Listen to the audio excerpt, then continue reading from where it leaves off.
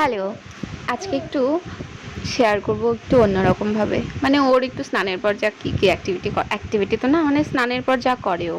স্নানটা করে নিয়েছে, আজকে একদমই জেদ করছিল, কান্না করছিল, ভীষণই থাকতে চাইছিল না, মানে ও ঘুমের জেদ উঠে গেছে।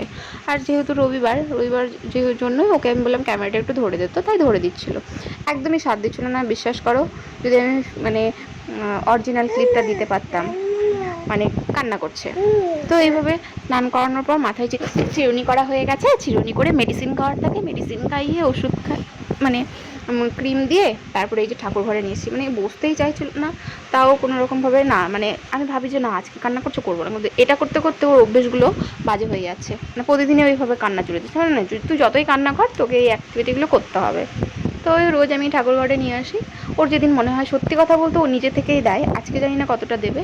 মানে যেদিনই আমি ক্যামেরা অন করি, মানে করেছি এর আগে, ততদিনই মানে ও করে না, কিন্তু ক্যামেরা অন না করার আগে দেখি ও দিব্যি বাটি থেকে ফুল নেয়, ফুল দিয়ে ওর গপুকে দেয়, তারপরে মহাদেবকে দেয়। এই তো তোমরা দেখো, আজকেও দিচ্ছে, কিন্তু প্রপারলিভাবে ও করছিল না। তো কোনো দিন তোমাদেরকে আমি এটা শেয়ার করাবো যে ও প্রপারলিভাবে সত্যি সত্যি দেয়। হ্যাঁ, আজকেও দিচ্ছিল, আজকে একটু দাঁড় করিয়ে দিয়েছি, দাঁড় করিয়ে দিয়ে দেখো, তাও দেখিয়েছে অনেকটা, এই যে নিজে নিজে।